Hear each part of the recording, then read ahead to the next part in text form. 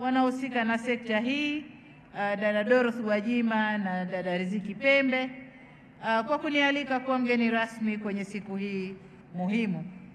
Nashukuru pia uongozi wa mkoa wa Arusha wakiongozwa na mkuu wa mkoa Paul Makonda kwa mapokezi, na niwapongeze kwa kuwa wenyeji wa maadhimisho haya yaliyofana sana. Tunajua wanawake tumekutieni pirika kwa wiki nzima, lakini mambo yamekwenda vizuri, hongereni sana. Nipongeze pia mwenyekiti wa kamati ya maandalizi dadangu Sara Masasi, lakini na wajumbe wote wa kamati hii kutoka pande mbili za muungano kwa maandalizi mazuri sana ya shughuli hii. Niwapongeze wadau wote waliochangia kufanikisha shughuli hii. Aidha, niwashukuru na kuwapongeza washiriki wote wa maonyesho na makongamano mbalimbali yaliyofanyika katika kipindi hiki cha maadhimisho haya. Kipekee niwapongeze sana wanawake wote kutoka pande zote za nchi yetu kwa kujitokeza kwa wingi kwenye siku hii ya kilele. Mmedhihirisha kwamba wanawake sio tu jeshi kubwa, bali ni jeshi madhubuti na la kuaminiwa. Wanawake oye! Nipongeze wanaume wote walioshiriki kwa njia moja au nyingine wiki nzima na walioko hapa uwanjani kwa kutunga mkono kwa kiasi kikubwa. Lakini pia niwashukuru na kuwapongeza vikundi vya burudani kwa kuwa nasi wiki nzima na hata leo hapa uwanjani. Wanahabari wetu, asanteni sana. Mmekuwa nasi wiki nzima. Kabla wiki nilikuwa kila nikitizama baadhi ya TV wanaweka namba kuelekea kilele cha wanawake duniani, bado siku 8, bado siku 5, mpaka leo imefika. Na washukuru sana wanahabari wote. Lakini nipongeze pia viongozi wa dini na niwashukuru sana kwa kuwa nasi bega kwa bega. Tunawashukuru sana. Ndugu zangu, niungane na maneno aliyotuambia Baba Askofu Isaac Amani kwamba harakati za ukombozi wa mwanamke duniani zilianza muda mrefu sana, na ametupa historia nzuri hapa, na tunakushukuru kwa elimu uliyotupa leo. Lakini kwa hapa kwetu Tanzania zilianza hata kabla ya mkutano wa Beijing, ambapo wapo kina mama hodari waliojitokeza katikati ya mifumo dume na kupaza sauti zao kupinga mila na desturi zilizomkandamiza mwanamke. Watu wa habari, nasikika kweli?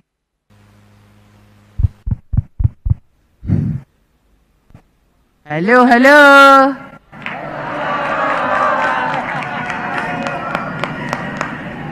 Nilikuwa nasema hata hapa Tanzania kuna wanawake waliojitokeza wakati huo.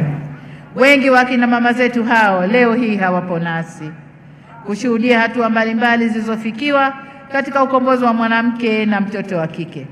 Kwa heshima ya kina mama hao shupavu waliotangulia mbele za haki na wale walio hai, tunatambua mchango wao mkubwa, na naomba kwa pamoja tuwapigie makofi. Ndugu zangu, kabla sijaendelea, nimekuja na salamu kutoka kwa Makamu wa Rais wa Jamhuri ya Muungano wa Tanzania, Waziri Mkuu na Naibu Waziri Mkuu. Wote wamesema, mama, unakwenda kwenye kilele, tunatamani kukusindikiza, ni siku yenu, tumeshafanya sehemu zetu, wapelekee salamu wanawake wote wa Tanzania. Kwa hiyo wanawasalimia sana. Mwaka huu tunaadhimisha siku ya mwanamke duniani, ikiwa sio tu miaka 30 tangu kutolewa kwa tamko la Umoja wa Mataifa kule Beijing lililoweka misingi ya utekelezaji wa haki kwa mwanamke na mtoto wa kike, bali pia tukitimiza miaka 10 ya uwepo wa maendeleo au malengo ya maendeleo endelevu na miaka 5 ya jukwaa la kizazi chenye usawa. Hivyo hii ni fursa ya kutathmini mafanikio tuliyoyapata. Hatua zaidi zinapaswa kuchukuliwa ili kuhakikisha kwamba kila msichana na mwanamke hapa nchini anapata nafasi ya kufikia ndoto zake. Ni vyema tungane pamoja katika kuhakikisha kwamba mabadiliko tunayohitaji yanapatikana. Ndugu zangu, binafsi nilibahatika kushiriki mkutano ule na nilivutiwa sana kusikia kwa wakati ule kwa mkutano huo wa kihistoria unaongozwa na mwanamama shupavu kutoka Tanzania, Balozi Gertrude Mongella. Kupitia uongozi wake, Tanzania ilitoa mchango stahiki na kuwasha mwenge wa matumaini ulioleta mageuzi makubwa kwenye haki za wanawake na mtoto wa kike kote ulimwenguni. Tunampongeza sana tena sana kwa mchango wake mkubwa ule. Leo hii miaka 30 baadaye, pamoja na matamko mengine ya kimataifa, nafurahi kusema kwamba hatua mbalimbali za kisera na kisheria zimechukuliwa na zinaendelea kuchukuliwa katika kupambana na mila kandamizi na ubaguzi kwa mwanamke na mtoto wa kike. Watanzania wake kwa waume waliunga mkono maamuzi na hatua mbalimbali za kumwezesha mwanamke katika kipindi chote hicho, hali iliyowezesha nchi yetu kupiga hatua kubwa katika usawa wa kijinsia. Kauli mbiu ya maadhimisho haya ina mnasaba mkubwa sana na matamko yale ya kimataifa. Kauli mbiu yetu inasema, wanawake na wasichana 2025, tuimarishe haki, usawa na uwezeshaji. Hivyo hotuba yangu itajielekeza katika jitihada mbalimbali zilizofanyika kutekeleza azimio la ulingo wa Beijing, malengo ya maendeleo endelevu SDGs na jukwaa la kizazi chenye usawa. Na mtiririko wangu utakuwa kama ulivyo kwenye malengo endelevu yale ya SDG. Lengo la kwanza kwenye mpango ule ni kupunguza umaskini au kuondoa umaskini. Kwa upande wetu Tanzania, mpaka tunafanya tathmini ya mpango wa 3 wa maendeleo katika vision yetu ile kubwa ya miaka 25, mpaka tunafanya tathmini ya mpango wa 3 wa maendeleo, tayari tulishapunguza umaskini kwa kiwango cha 26% kutoka kiwango kilichokuwa wakati tunaanza utekelezaji wa vision. Sasa huo ulikuwa mwaka 2015. Sasa pamoja na jitihada zilizochukuliwa leo, hatushuki kwenye 30%. Lakini eneo la pili ni eneo la kuondoa njaa. Hili ndio lengo la pili la SDG, na kwa upande wa kuondoa njaa Tanzania, kitaifa tumeshaondoa njaa kwa 100%. Na katika lengo la kujitegemea kwa chakula, Tanzania tunajitegemea kwa chakula kwa 128%. Sasa kilichobaki ni mtu mmoja mmoja na jitihada zake kuhakikisha kwamba habaki na njaa au halali na njaa. Lengo la 3 katika mpango ule ilikuwa ni suala zima la afya. Na kwa upande wa suala la afya, ndugu zangu, kwa upande wa afya tumepiga hatua kubwa sana, hasa kwenye maendeleo ya miundombinu.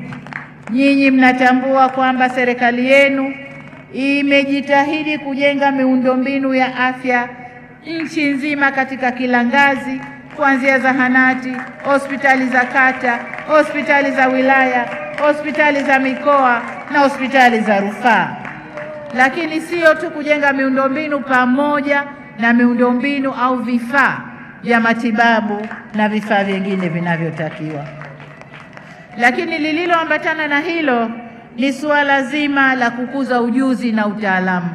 Amesema hapa Paul kwamba katika maonyesho yaliyofanywa hapa, wataalamu wetu wameweza kujua mtoto aliye tumboni ana tatizo la moyo. Wameweza kujua, zamani haikuwa hivyo. Tanzania hii sasa tunafanya matibabu mengi ambayo zamani tulikuwa tukipeleka nje. Kwa hiyo kwa upande wa afya nalo tumepiga hatua kubwa sana. Lakini nikizungumza mahsusi kwa upande wa wanawake, tumeweza kupunguza vifo vya wanawake wakati wa kujifungua. Wakati tunakwenda Beijing, vifo vya wanawake wa Tanzania wakati wa kujifungua ilikuwa vifo 1500 kwa vizazi hai 100,000. Leo tunapozungumza ni 104 kwa vizazi hai 100,000. Lakini vile vile tumeweza kupunguza vifo vya watoto kwa kiasi kikubwa, na hii kazi inaendelea. Lengo la wanawake kutokufa wakati wakijifungua kimataifa kinachokubalika ni wanawake 70 kwa mwaka mzima wakati wa kujifungua. Sasa sisi tuko 104 na lengo hili litimie mwaka 2030. Nina hakika tunakwenda kufikia malengo ya kimataifa. Kwa upande wa sekta, lengo la 4 ni sekta ya elimu, na kwa upande wa sekta ya elimu nadhani nisizungumze mambo mengi sana. Wote tunajua kazi kubwa tulioifanya katika sekta ya elimu, kwamba ilikuwa ni kawaida kwa familia kutoa upendeleo kwa mtoto wa kiume dhidi ya mtoto wa kike kwenda shule. Lakini kutokana na kazi kubwa iliyofanywa na serikali kujenga miundombinu na marekebisho kadhaa tuliyoyafanya, sasa idadi ya wanafunzi mashuleni inakwenda sawa kwa sawa. Ule usawa wa kijinsia tumekwenda kuupata. Lakini katika mazingira maalum, usajili uliofanywa miaka hii, hasa mwaka huu, tumekuta watoto wa kike wako wengi kidogo zaidi kuliko watoto wa kiume, na hiyo ni kwa ngazi zote, msingi na sekondari. Kwa hiyo kwenye elimu tumeshafanya vizuri. Uwasili wa watoto wa kike ndani ya shule ni 51% kama population yetu au idadi ya watu inavyotuambia. Kwa upande mwingine, kwenye elimu ya vyuo vya ufundi vilipokea wanafunzi 130,886, lakini wanawake ikiwa ni 58.87, na vyuo vya ufundi na ufundi stadi vilipokea wanafunzi 191,994, wanawake wakiwa 77.19.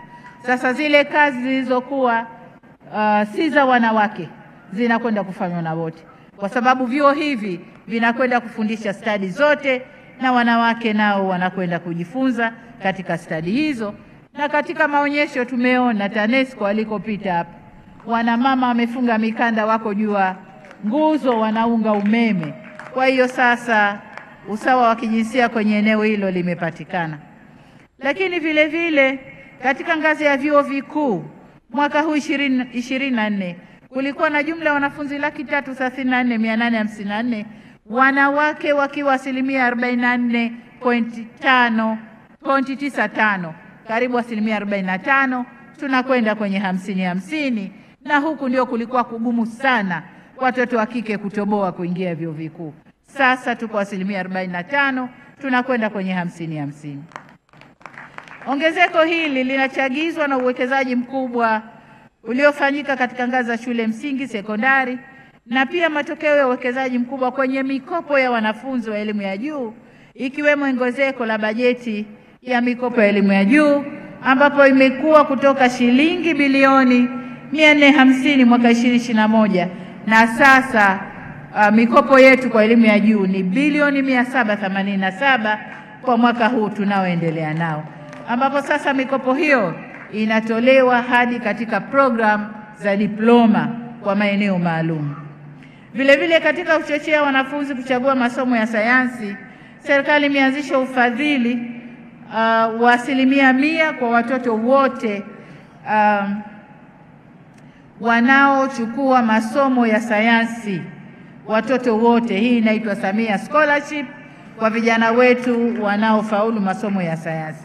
Lakini katika jitihada za kipekee tunajenga shule maalumu za wasichana kwa masomo ya sayansi, na shule hizi zimeshajengwa. Kila mkoa kuna shule moja ya wasichana kwa masomo ya sayansi. Hii nayo inatupeleka kwenye safari yetu ya kuondoa kutokuwiana kwenye mambo ya sayansi na masomo au kazi za aina hiyo baina ya wanawake na wanaume. Ndugu zangu, goal namba 5 ni suala la usawa wa kijinsia. ambao hili nalo kwa Tanzania tumepiga hatua kubwa kwenye swala hili. Tukiangalia hali ilivyokuwa huko nyuma katika taasisi za kufanya maamuzi, kwenye siasa, kwenye serikali, hata private sector, hali haikuwa ya kuridhisha sana. Lakini sasa tunaona asilimia ya wabunge ndani ya bunge letu na baraza la wawakilishi haipungui asilimia 33. Hapo ndio kuanza kwenda juu. Lakini vivyo hivyo madiwani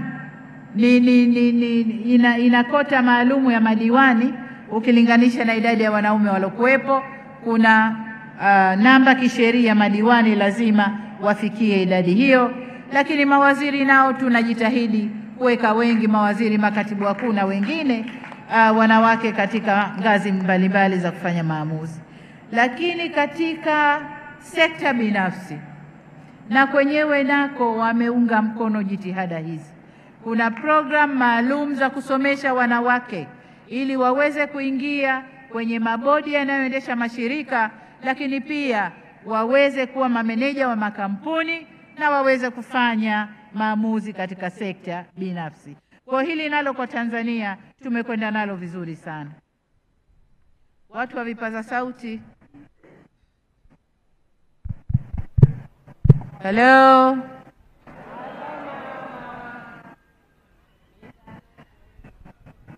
Nilikuwa naelekea kwenye lengo la 6, nalo ni maji safi na usafi wa mazingira. Kwa upande wa maji safi, ndugu zangu, tumepiga hatua kubwa. Ilani ya uchaguzi ilituelekeza kwamba kwa vijijini tuende asilimia 85 na kwa mijini tuende asilimia 95. Mpaka Disemba mwaka jana, vijijini kwa average, kwa wastani, tunakaribia asilimia 80 na mijini tuko kwenye asilimia 90.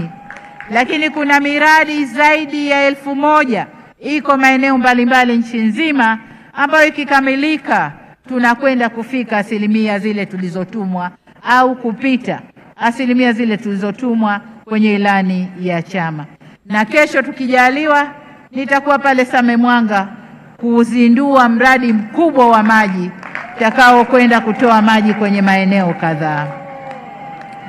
Lengo la 7 la maendeleo endelevu ni swala zima la nishati.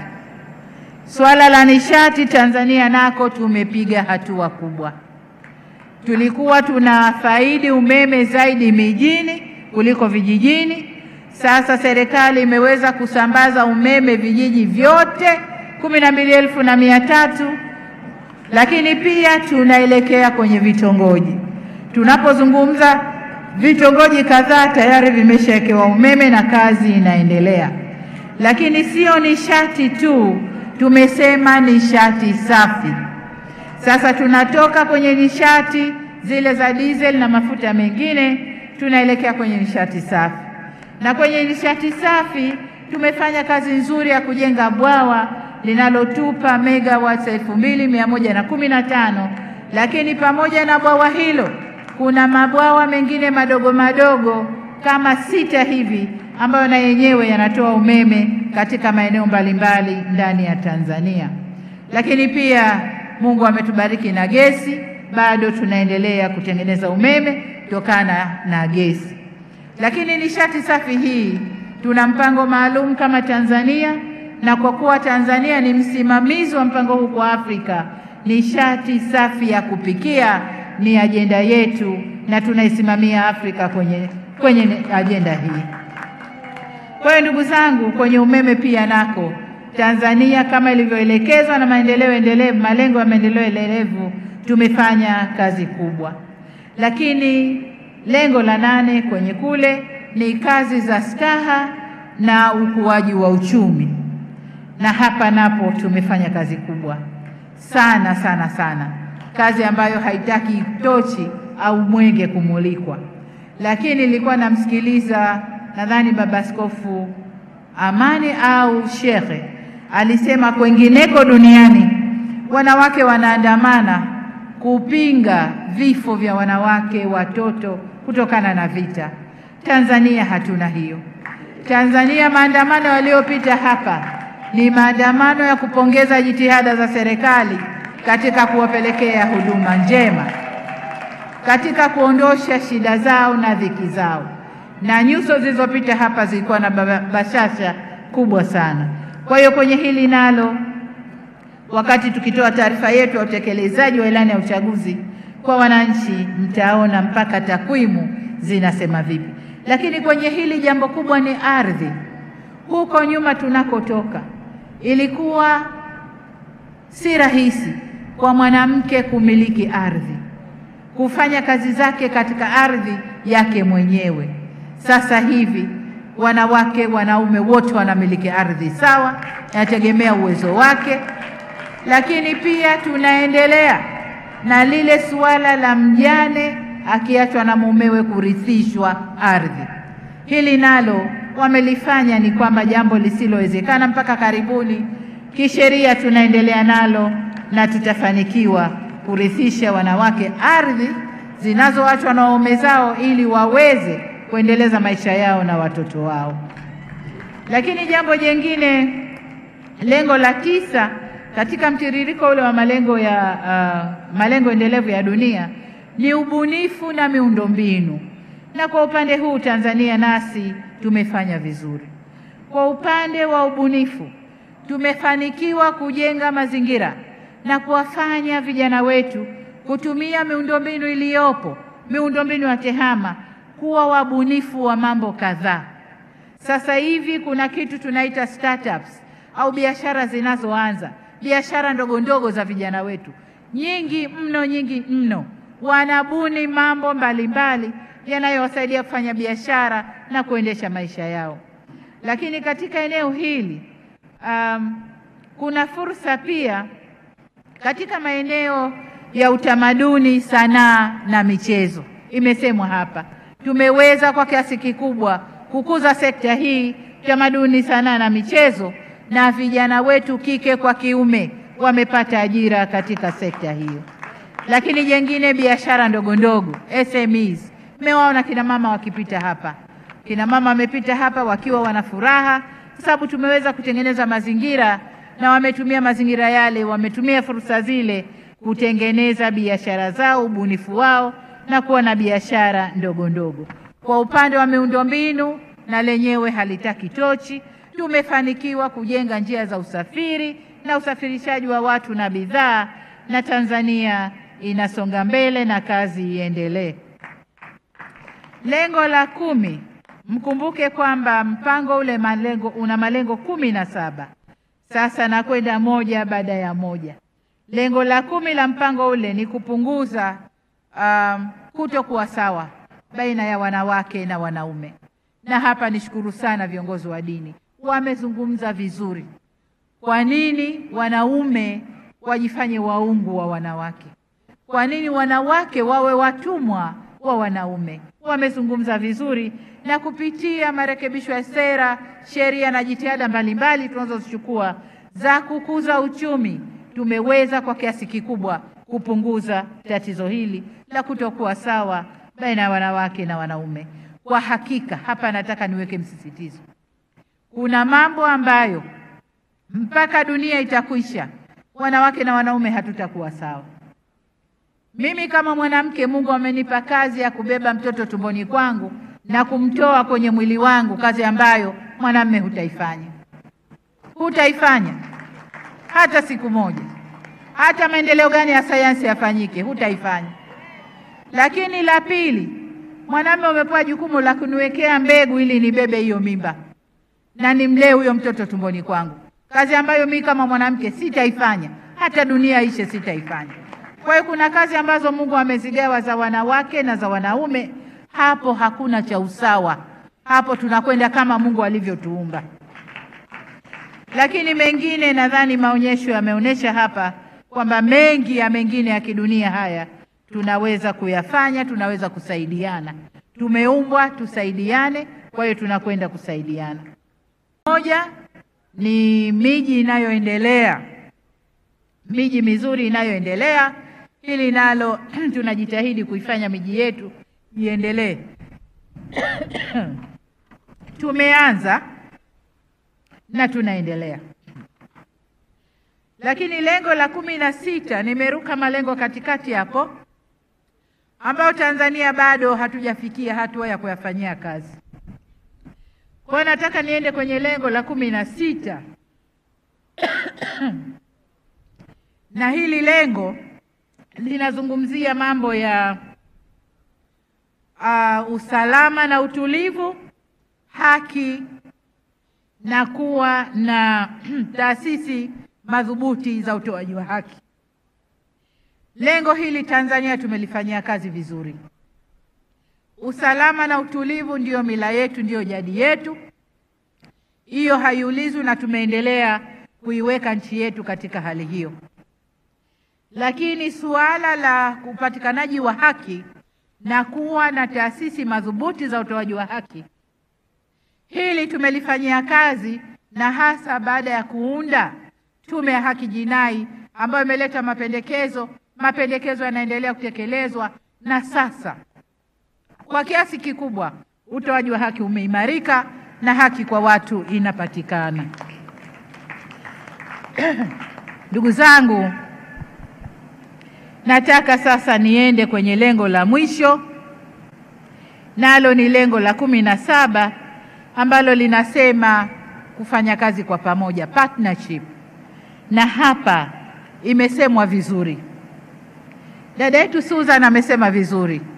Sisi kama serikali ya Jamhuri ya Muungano wa Tanzania na serikali yetu ya Mapinduzi Zanzibar tunafanya kazi vizuri na mashirika ya kimataifa. Umoja wa Mataifa, United Nations, European Union, World Bank, African Development Bank, International Monitoring Fund, mashirika yote ya kimataifa, UNESCO. Juzi mmemwona mama wa UNESCO amekuja hapa, tumezungumza, ameondoka. Mashirika yote ya kimataifa, lakini na watoa fedha kimataifa tunafanya nao kazi vizuri, na ndio imetuwezesha kutekeleza malengo yote haya. Lengo la 7 ni partnership, nalo tunalifanya vizuri. Tunakuza diplomasia yetu Tanzania ili tufanye kazi na ulimwengu, na Tanzania iwe sehemu ya ulimwengu, na tuende na maendeleo ya ulimwengu. Ndugu zangu, baada ya kusema hayo, ufafanuzi wa tulioyafanya, safari yote hii imekwenda kuondosha shida kwa mwanamke, lakini kwa Mtanzania yoyote. Mtanzania, safari hii imekwenda kumwondoshea shida. Sasa baada ya kufanya yote haya, mwaka 2021 taasisi za kimataifa zilikaa na kufanya tathmini ya hali iliyofikia, na wakaona katika baadhi ya maeneo duniani mwelekeo umetoka zaidi kwa watoto wa kike na mwanamke na kuacha nyuma wanaume. Hivyo basi wamekuja na ajenda nyingine ya kizazi chenye usawa. Ajenda hii maana yake ni nini? Ajenda hii maana yake ni kuwajenga sasa watoto wetu, kizazi chetu cha kike na kiume, kuwapa fursa sawa. Baada ya kufanya marekebisho yote hayo, kuwapa fursa sawa, sasa wakuwe pamoja. Sasa kwa upande huo, Tanzania nasi tuliingia kwenye mkutano huo, na kwa bahati ikawapendeza mataifa kutupa eneo la kulisimamia, nalo ni eneo la haki na usawa wa kiuchumi kwa watoto wa kike na watoto wa kiume. Kwa tunasimamia eneo hili kidunia. Kwa hiyo hatushangai kwamba tunaanza nyumbani, wanasema sadaka huanza nyumbani. Kwa tunakuza maendeleo ya usawa wa kiuchumi nyumbani, ili sisi kama champion wakija waone kinachotokea hapa kwetu. Kwa tunakwenda na hilo la kulea haki ya kiuchumi au usawa wa kiuchumi. Lakini niseme katika hilo, ndani ya Tanzania tumeanzisha mifuko kadhaa. Tuna program 75 za uwezeshaji wananchi kiuchumi, ambapo 63 zipo serikalini na 12 ziko kwenye sekta binafsi. Mifuko na program hizo zimewezesha utoaji wa mikopo kwa shughuli za uzalishaji mali yenye thamani ya shilingi trilioni 3 na bilioni 500, ambapo shilingi trilioni 1.7 sawa na 49% ilitolewa kwa wanawake katika maeneo mbalimbali Tanzania. Na ndio maana nikasema maandamano yaliyopita hapa ni maandamano ya shukrani na si vinginevyo. Lakini pia katika kipindi hiki pia tumeboresha sheria ya ununuzi wa umma kwa kuweka sharti kwa taasisi nunuzi kutengeneza 30% ya zabuni zote kwa ajili ya makundi maalum wakiwemo wanawake. Na hapa nilifurahishwa sana juzi nikiwa napokea taarifa ya sekta ya ujenzi na miundombinu wakiniambia kwamba kuna kazi kadhaa za barabara zimetolewa na kazi hizo 30% wamepewa wakandarasi wanawake. Imenifurahisha sana. Huu ni mwendo mzuri na naomba tuendelee kwenye maeneo mengine pia. Aidha, tumerekebisha utaratibu wa kutoa 10% kwa wanawake, vijana na wenye ulemavu. Katika baadhi ya maeneo mpango huu tumeupeleka uendeshwe kibenki, lakini baadhi ya maeneo unaendelea kama ulivyo, na ni matumaini yetu kwamba zile kasoro zilizokuwepo sasa zitakuwa hazipo. Lakini jengine katika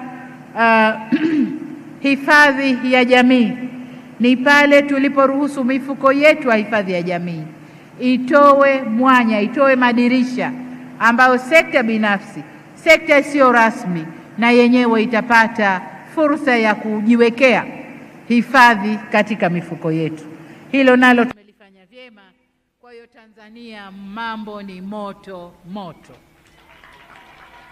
Wanawake oye! Tanzania oye! Ndugu zangu, sasa nizungumze mwelekeo wa baadaye.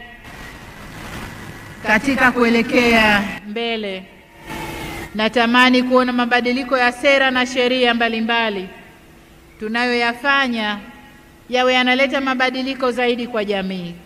Kwa mfano, swala la umiliki nimeshalisema la ardhi lipewe uzito wake kwa wanawake.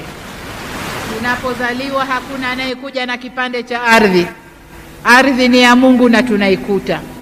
Lakini ardhi kwa kuwa ni moja katika nyenzo za uzalishaji na maendeleo, na katika kizazi chenye usawa, wote wanawake na wanaume tuna haki ya kumiliki ardhi aliyotupa Mwenyezi Mungu. Kwenye huduma za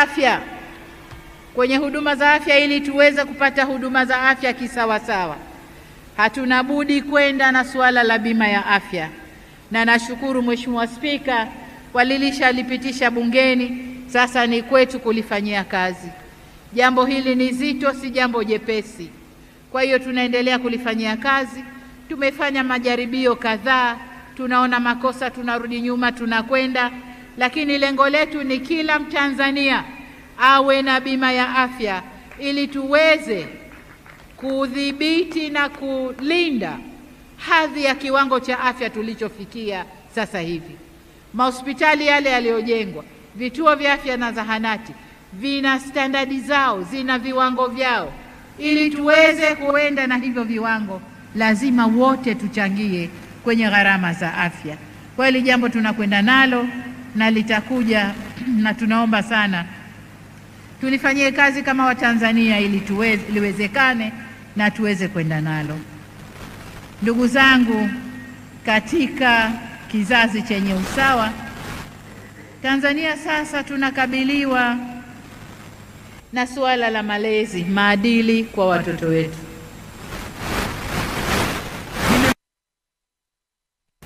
Za usawa wa kijinsia katika nyanja mbalimbali.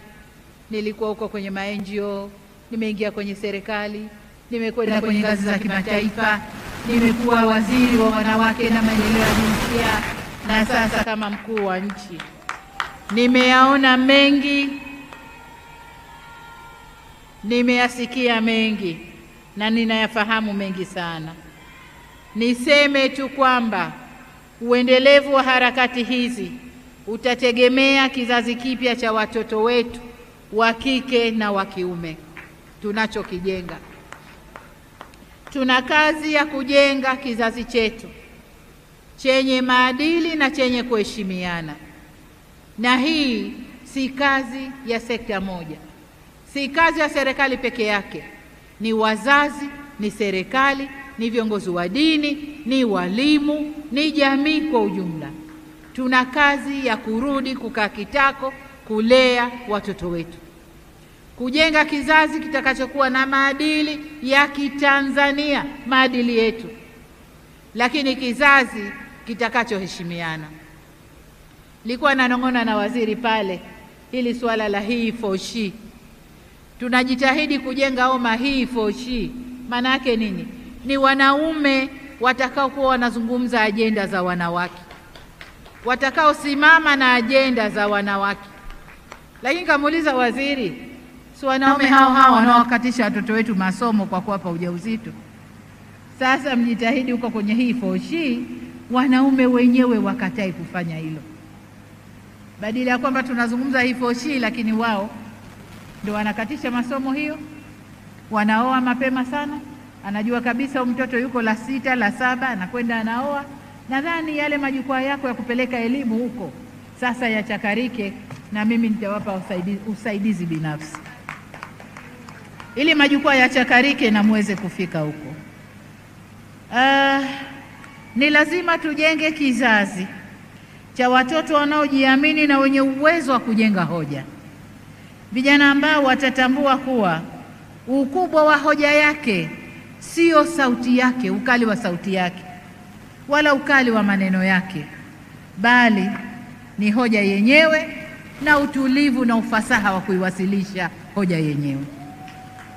Kule kusema hoja kwa sauti kali na ukali na kufoka, kule sio kujenga hoja, ni kupotosha hoja. Lakini tujenge vijana ambao watajua kuwasilisha hoja zao, wazitetee na waweze kuwa na ushawishi wa kufanya hoja ikubaliki. Lakini pia tujenge vijana wanaojitambua kwamba madai ya usawa kijinsia ni madai halali kwa mujibu wa ibara ya 12 ya katiba yetu. Si jambo la kuzushwa na Dorothy Gwajima au jambo la kuzushwa na serikali, hapana. Ni madai halali kwa mujibu wa ibara ya 12 ya katiba yetu. Lakini pamoja na katiba yetu, viongozi wa dini nao wametuongezea madai halali ya vitabu vyetu. Kwa hiyo usawa wa kijinsia ni jambo jema katika jamii. Katiba yetu inasema binadamu wote huzaliwa huru na wote ni sawa, na sio upendeleo wala hisani kumpa mwenzio haki yake. Tunataka kujenga Tanzania jumuishi yenye ustawi na haki. Katika Tanzania hii, ubaguzi kwa sababu zozote zile, ziwe za kidini, kikanda, kiitikadi, kikabila au kijinsia, iwe hazina nafasi kabisa. Ndugu zangu, ninapohitimisha samahani, nimeeleza kwa uchache hatua iliyopigwa tangu mkutano wa Beijing mwaka 95 na hatua mbalimbali zilizochukuliwa na serikali. Aidha, nimebainisha mategemeo yangu kwa wimbi lijalo la mapambano ya usawa wa kijinsia kuwa la kimkakati zaidi, linalohusisha makundi yote katika jamii yetu bila kumwacha yoyote nyuma. Wote tutakwenda na utetezi huu. Kwa mafanikio yaliyopatikana ndani ya miaka 30 iliyopita, inanipa matumaini kwamba kesho ya mtoto wa kike na mtoto wa kiume wa Tanzania ni njema sana au ni njema zaidi, na ndoto ya usawa wa kijinsia iliyopiganiwa na kina mama zetu haiko mbali sana kutimia, iko hapo karibu kutimia, na takwimu zinatuonesha hivi. Nilikuwa kwenye mkutano na marais wenzangu punde hivi, tukawa tunatambiana kwenye mambo hayo ya usawa wa kijinsia. Nikajikuta Tanzania niko mbali kidogo, na mataifa yaliyonizidi yanaongozwa na wanaume all the way toka wamepata uhuru mpaka leo, na wamekwenda mbele sana kwenye usawa wa kijinsia. Tanzania bado tuko nyuma, lakini nami nitajitahidi tuende nalo, ili nitakapomwachia kijiti mwingine na yeye achukue nilipoacha, aende mbele. Sasa ili hayo yawe endelevu, ni lazima kuwa na serikali inayoamini katika usawa wa kijinsia.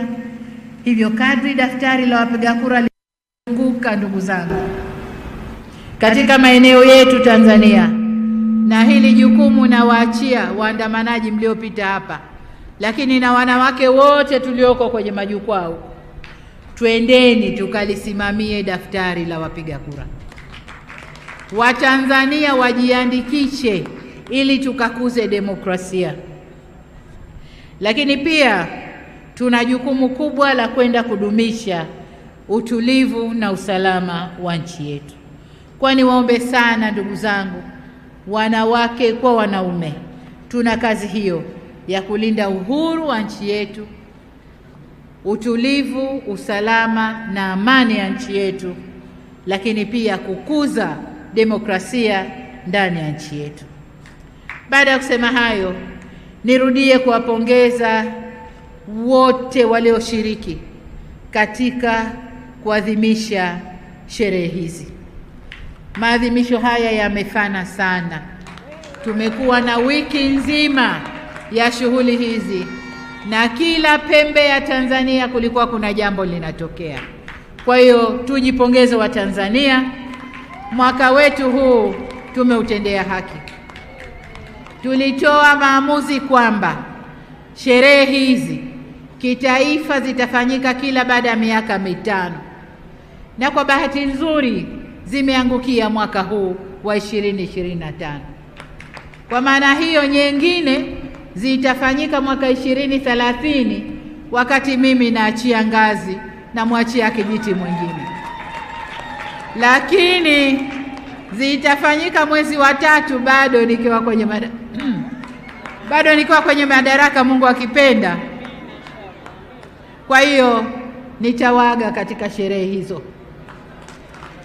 Sasa miaka ya katikati hapa, sherehe hizi zitakuwa zinafanywa kimikoa. Kila mkoa utakuwa unafanya sherehe, lakini kila miaka mitano tutazifanya kitaifa. Miaka mingine Tanzania bara, miaka mingine Zanzibar tutazifanya kitaifa. Baada ya kusema hayo, napenda kutamka kwamba maadhimisho ya siku ya wanawake duniani sasa yamefungwa rasmi. Namuomba Mwenyezi Mungu aibariki Afrika. Mwenyezi Mungu abariki nchi yetu Tanzania. Atubariki wa Tanzania. Na asanteni sana kwa kunisikiliza. Na Jamhuri ya Muungano wa Tanzania. Jamhuri ya Muungano wa Tanzania. Kina mama oye. Watoto wa kike oye.